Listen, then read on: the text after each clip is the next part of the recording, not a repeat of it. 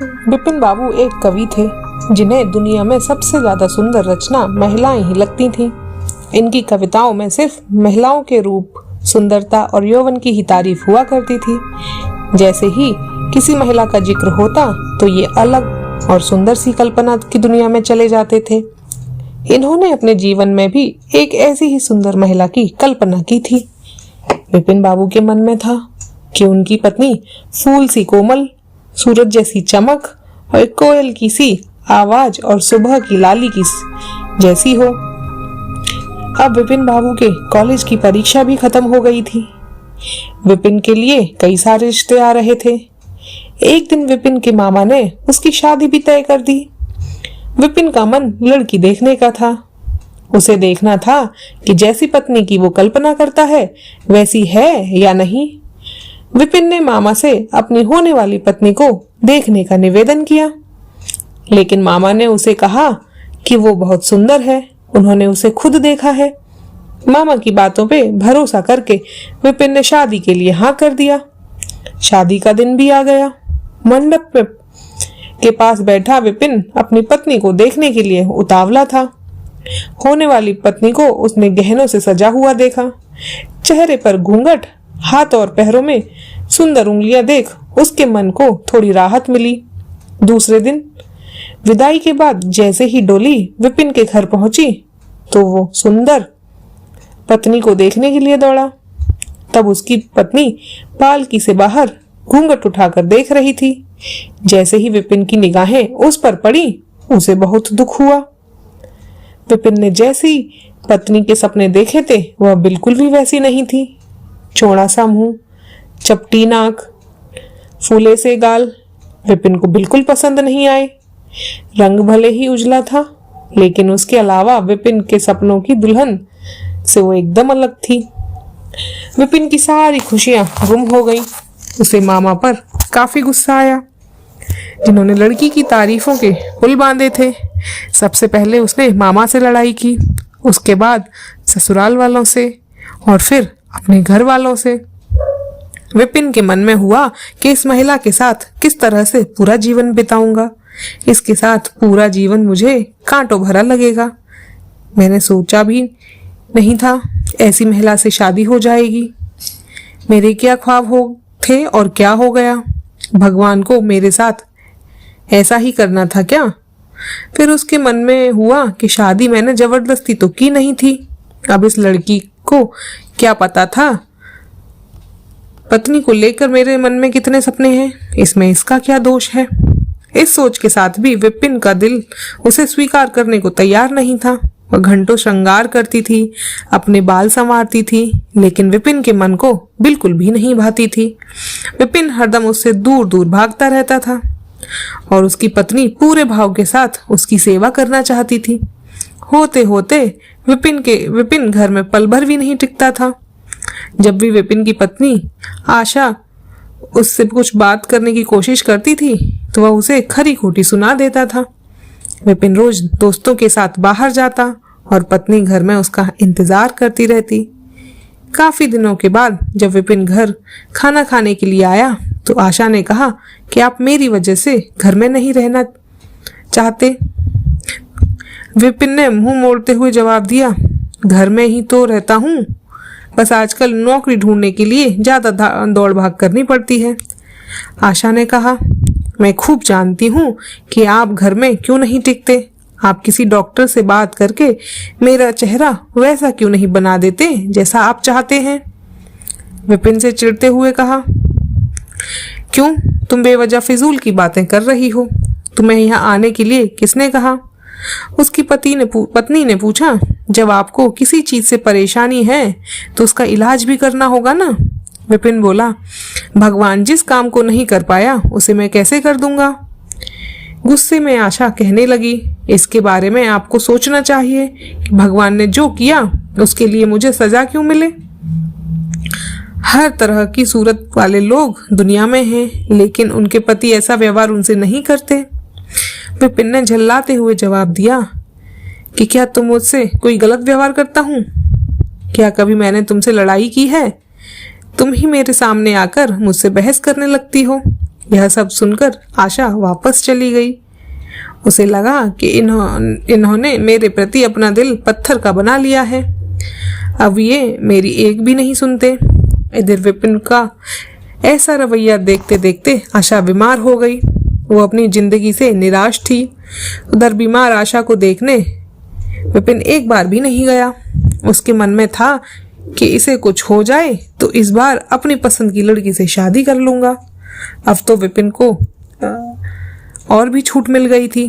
पहले कभी कभी आशा टोकती, रोकती और बाहर जाने की वजह पूछ लेती, लेकिन अब विपिन पूरी तरह से आजाद था। गलत आदतों में पड़कर विपिन सिर्फ अपने पैसे ही बर्बाद नहीं कर रहा था, बल्कि सेहत और चरित्र सब कुछ खो रहा था। होते होते विपिन का पूरा शरीर पीला और कमजोर पड़ने लगा। शरीर में सिर्फ हड्डियां ही नजर आ रही थीं और आंखों के आसपास काले घेरे और गड्ढे भी पड़ गए थे। अपने चेहरे को देखकर रोज विपिन उसे संवारने की कोशिश करता, लेकिन कुछ नहीं हो पाता। एक दिन महीनों से बीमार पड़ी आशा बरामदे के पास चारपाई पर लेटी थी। उसने विपिन को काफी समय से नहीं देखा था, इसलिए किसी से विपिन को बुलावा भेजा। आशा के मन में था कि बुलावा तो भेज दिया है, लेकिन वो आएंगे नहीं। आशा का बुलावा मिलने पर आज विपिन पहले की तरह झल्लाया नहीं। वह बिना संकोच किए आज आशा के पास जाकर खड़ा हो गया। जैसे ही आशा ने उसे देखा तो हैरान हो गई। उसने पूछा, क्या आप बीमार हैं? बहुत दुबले हो गए हैं और पहचान में भी नहीं आ रहे हैं। विपिन ने कहा, जिंदा रहकर भी अब क्या करना है? आशा ने नाराज होते हुए विपिन का हाथ पकड़कर चारपाई पर बैठा दिया और बोली, दवाई क्यों नहीं करते? आज आशा के इस तरह उसे खींचने पर विपिन नाराज नहीं हुआ। उसके व्यवहार में वो कड़वाहट भी नहीं थी। उसका गुस्सा जैसे पिघल गया था। चारपाई में बैठते ही विपिन ने जवाब दिया, अब दवाई से मेरा कुछ नहीं हो सकता। मौत ही मुझे अपने साथ लेकर जाएगी। मैं ऐसे तुम्हें दुख देने के लिए नहीं कह रहा हूँ। मैं भयंकर रोग से ग्रस्त हूँ। अब मैं बच नहीं सकता। इतना कहते ही विपिन चारपाई पर बेहोश होकर गिर पड़ा। उसका पूरा शरीर कांपने लगा और पसीना पसीना हो गया। विपिन की ये हालत देखकर महीनों से बीमार पड़ी आशा झट से बिस्तर से उठ गई। वो पानी लाकर विपिन के चेहरे पर मारने लगी, लेकिन उसे होश नहीं आया। शाम तक विपिन का मुंह टेढ़ा हो गया और शरीर में कोई हरकत नहीं थी। यह लकवा था जिसकी चपेट में विपिन आ गया था। इस रोग में बीमार आशा भी विपिन की सेवा कर रही थी। लगातार 15 दिन तक विपिन की स्थिति नाजुक बनी रही। दिन रात करके आशा के द्वारा की गई मेहनत रंग लाने लगी। विपिन की हालत कुछ संभली, लेकिन अभी भी आशा अपनी गोद में सुलाकर ही विपिन को दवाई पिलाती, खाना खिलाती। इन सब में वह अपनी तबीयत जैसे भूल ही गई हो। शरीर बुखार से तपता था, लेकिन उसे विपिन की स्थिति के सामने खुद की सेहत कुछ भी नहीं लगती थी। अब विपिन के दोनों पैरों में थोड़ी ताकत आने लगी। होते होते 4-5 महीने में वह अपने पैरों पर खड़ा होने लगा, लेकिन उसका मुंह टेढ़ा का टेढ़ा ही रहा। उसके चेहरे पर पहले जैसी रौनक भी नहीं रही। एक दिन अपना चेहरा शीशे में देखने के बाद विपिन ने कहा कि भगवान ने मुझे मेरे ही किए की सजा दी है। आशा, मैंने तुम्हें सुंदर नहीं माना और आज देखो मैं कितना कुरूप हो गया हूँ। अब तुम भी मेरे साथ वैसा ही व्यवहार करो जैसा मैंने तुम्हारे साथ किया करता था। आशा ने हंसते हुए पति से कहा, आप मेरी आंखों से देखेंगे तो पता चलेगा कि आप में कोई अंतर नहीं आया है। आप पहले जैसे थे, आप अभी भी वैसे ही हैं। विपिन बोला, अच्छा, बंदर जैसा मुंह दिख रहा है और तुम कहती हो कोई अंतर नहीं आया। तुम्हें मालूम है ना, भगवान ने मुझे मेरी करनी की सजा दी है। सबने खूब जतन किए, लेकिन विपिन का मुंह सीधा नहीं हो पाया। पति के पैर पर खड़े होने के कुछ समय बाद ही आशा ने घर में पूजा रखी, लेकिन उसने भगवान से विपिन के लिए मन्नत मांगी थी। पूरे मोहल्ले के लोग विपिन के घर में जमा थे। भजन कीर्तन चल रहा था। तभी आशा की एक दोस्त ने उससे पूछा, अब तो तुझे अपने टेढ़ा पति का चेहरा देखने की इच्छा नहीं होती होगी। कैसा टेढ़ा हो गया है मुंह। गंभीर आवाज में आशा बोली, मुझे तो कुछ फर्क नजर नहीं आता। उसकी दोस्त ने पलटकर कहा, चल झूठी, ऐसा थोड़ी होता है, बातें मन मत बना ज्यादा। फिर आशा कहने लगी, सच कह रही हूँ, मुझे उनकी आत्मा मिली है जो उनके रूप से बढ़कर है और मैं हमेशा उनकी आत्मा को ही देखती हूँ। विपिन कमरे में दोस्त के साथ बैठा था।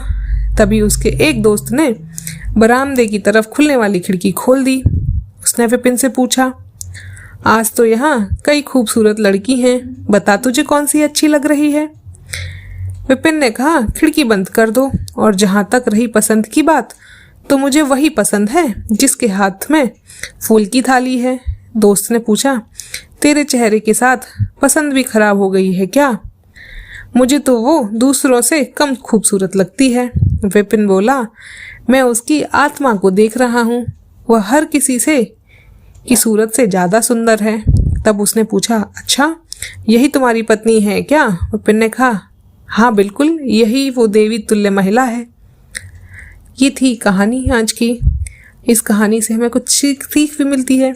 व्यक्ति की सुंदरता बाहरी नहीं बल्कि मन की सुंदरता देखनी चाहिए। बाहरी सुंदरता कभी भी फीकी पड़ सकती है, लेकिन जितना मन साफ रहता है वो व्यक्ति के साथ हमेशा सुंदर ही रहता है। Thank you.